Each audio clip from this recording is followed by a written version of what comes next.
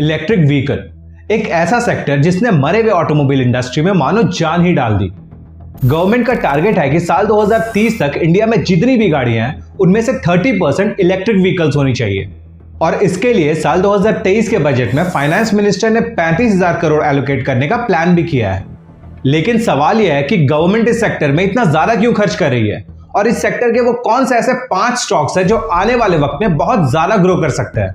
Government EV sector में इतना ज्यादा इन्वेस्ट इसलिए कर रही है क्योंकि गवर्नमेंट चाहती है कि वो अपने क्रूड ऑयल के इंपोर्ट को कम से कम कर सके। रिसेंटली मिस्टर नितिन गडकरी ने कहा कि क्रूड ऑयल को इंपोर्ट करने में उन्हें 8 लाख करोड़ का खर्च आ रहा है। इसी वजह से वो ईवी सेक्टर में इतने ज्यादा बुलिश है। चाइना और यूएसए के बाद इंडिया वर्ल्ड की तीसरी सबसे बड़ी ऑटोमोबाइल मार्केट बन गई है। कोई सेक्टर कितना ग्रो करेगा ये इस बात पर डिपेंड करता है कि उसकी मार्केट साइज कितनी बड़ी है और उसकी मार्केट साइज कितनी तेजी से ग्रो करने वाली है। साल 2022 तक ईवी की वर्ल्ड वाइड मार्केट साइज जहां $385 बिलियन थी, वहीं साल 2030 तक ये मार्केट साइज $1,580 बिलियन तक बढ़ने वाली है। वहीं इंडिया में साल 2021 तक जहां इसकी मार्केट साइज 1.5 बिलियन थी, वहीं साल 2029 तक इसकी मार्केट साइज 114 बिलियन तक होने वाली है। मार्केट साइज को देखकर हमें एक चीज समझ आता है कि ईवी के सेक्टर में अभी तक कोई खास डेवलपमेंट हुई नहीं है। असल डेवलपमेंट तो अब होना बाकी है। इससे पहले कि मैं स्टॉक्स के नाम बताऊं, मैं आपको क्लियर करना चाहता हूं कि इस वीडियो में मैंने जितने भी स्टॉक्स के नाम लिए हैं ये मेरे अपनी रिसर्च है और ये एजुकेशनल पर्पस के लिए है। तो किसी भी स्टॉक में इन्वेस्ट करने से पहले अपने फाइनेंशियल एडवाइजर की सलाह जरूर लें। और इन 5 स्टॉक्स में से 2 ऐसी कंपनीज हैं जो ऑटोमोबाइल के कंपोनेंट्स बनाती है, 2 ऐसी कंपनीज हैं जो ईवी की फ्रंट प्लेयर्स है, यानी कि वो इलेक्ट्रिक व्हीकल्स को बनाकर बेचती है, और एक ऐसी कंपनी है जो इन गाड़ियों के लिए सॉफ्टवेयर्स बनाती है। तो चलिए एक एक करके इन सारे स्टॉक्स को जानने की कोशिश करते हैं।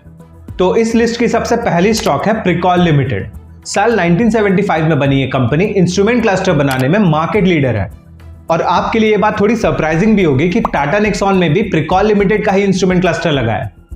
इस कंपनी का 80% रेवेन्यू OEMs यानी कि ओरिजिनल इक्विपमेंट मैन्युफैक्चरिंग से आता है। फरवरी 2023 में मिंडा कॉर्पोरेशन ने इस कंपनी का 15% स्टेक 400 करोड़ रुपए में खरीदा था।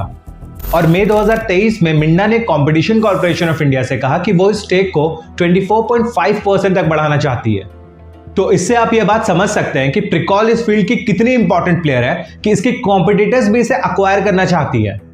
अगर आप इसका रेवेन्यू स्प्लिट देखें तो इसका 92% रेवेन्यू इंडियन मार्केट से आता है और सिर्फ 8% रेवेन्यू इसके एक्सपोर्ट से आता है। इस कंपनी के पास एक जबरदस्त क्लाइंट बेस है जिसमें Tata Motors, royal Enfield, Ashok Leyland, TVS Motors और बजाज ऑटो जैसे बड़े बड़े नाम शामिल है। अगर हम इस कंपनी के फाइनेंशियल्स की बात करें तो इसका 3 साल का कंपाउंडेड सेल्स ग्रोथ 16% का है और 3 साल का कंपाउंडेड प्रॉफिट ग्रोथ 47% का है, जो इस सेक्टर में एक बहुत ही अच्छी ग्रोथ मानी जाती है।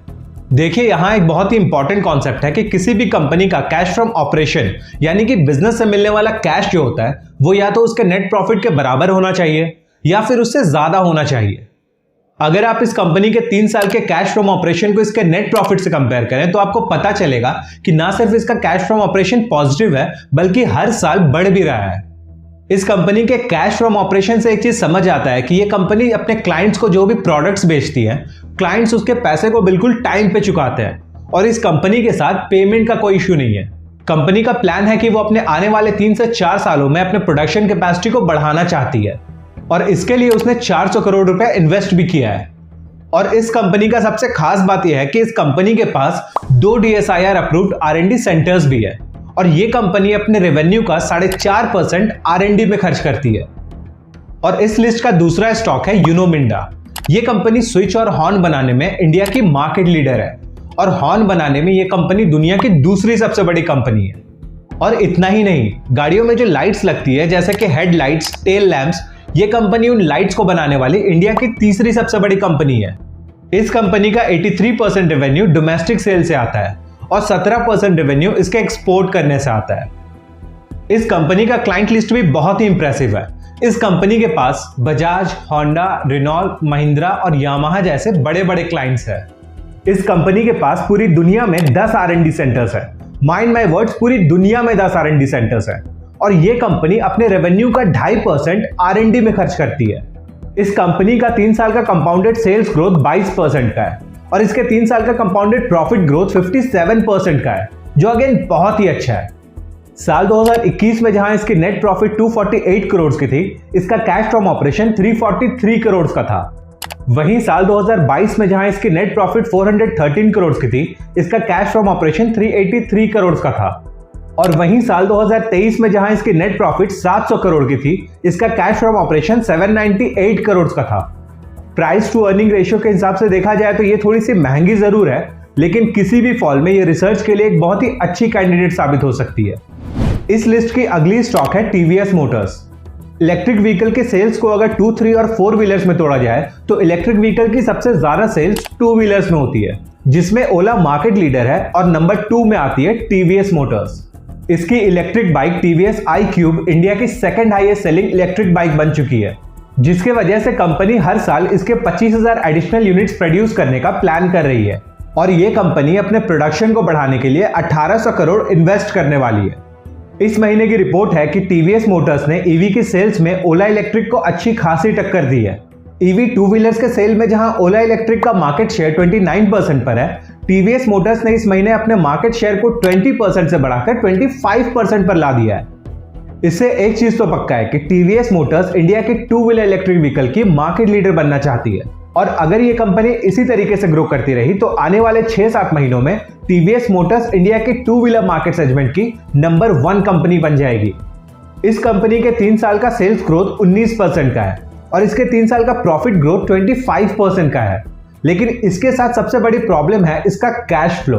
अगर हम पिछले 3 सालों में देखें तो कंपनी का नेट प्रॉफिट तो अच्छा ग्रो हुआ है, लेकिन इसके पिछले 2 साल का कैश फ्लो नेगेटिव है। इसका मतलब यह है कि कंपनी का सेल्स तो अच्छा हो रहा है, लेकिन कंपनी के पास पैसा नहीं आ रहा है और अगर कंपनी के पास पैसा ही नहीं आ रहा तो ऑन पेपर प्रॉफिट करने का कोई मतलब नहीं बनता। अब जिस स्टॉक का मैं नाम लेने वाला हूं वो स्टॉक आप में से हर लोगों ने सुना हुआ है और हो सकता है आप में से कई लोगों के पास वो स्टॉक पहले से हो। यह स्टॉक का नाम है टाटा मोटर्स। अब इलेक्ट्रिक व्हीकल्स की बात हो और टाटा मोटर्स का नाम ना लिया जाए, ऐसा कैसे हो सकता है? टाटा मोटर्स इंडिया की सबसे बड़ी ऑटोमोबाइल कंपनी है और ईवी की रेस में कोई दूसरी कंपनी इसके आसपास भी नहीं है।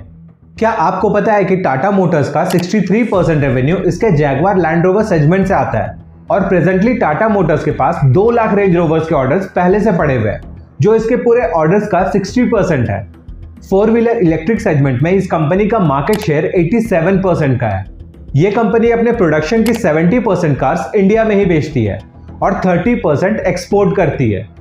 इस कंपनी के पास पूरे इंडिया में 10 मैन्युफैक्चरिंग फैसिलिटीज है और इसके पास इंडिया, यूके, नॉर्थ अमेरिका और यूरोप में कई सारे R&D सेंटर्स हैं। इस कंपनी के 3 साल का सेल्स ग्रोथ है 10% का और इसके 3 साल का प्रॉफिट ग्रोथ है 31% का। इस कंपनी के साथ एक प्रॉब्लम यह है कि इसका डेट बहुत ज्यादा हाई है।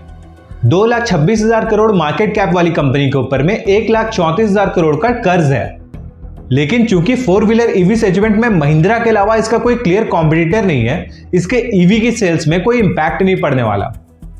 इस लिस्ट की सबसे आखिरी स्टॉक है KPIT टेक्नोलॉजी। यह कंपनी बेसिकली कार्स के लिए सॉफ्टवेयर्स बनाती है और कार्स के ऑटोमेशन पे काम करती है।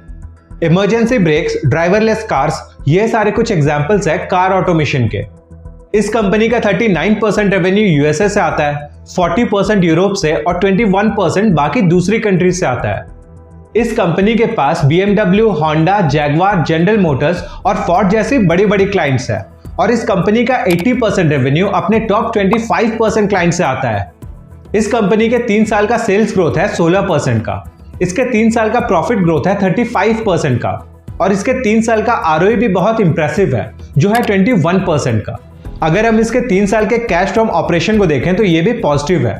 इसका मतलब यह है कि कंपनी को अपने बिजनेस से कैश अच्छी तरीके से आ रहा है और FIIs भी इस स्टॉक को बहुत ही अग्रेसिवली बाई कर रहे हैं। एक ऐसा सेक्टर है जो आने वाले वक्त में फ्यूचर का फ्यूल बनने वाला है और इस सेक्टर की डिमांड फ्यूचर में बहुत ज्यादा हो सकती है। इस सेक्टर का नाम है ग्रीन हाइड्रोजन। अगर आपको इस सेक्टर के बारे में और ज्यादा जानना है तो इस वीडियो को देखिए।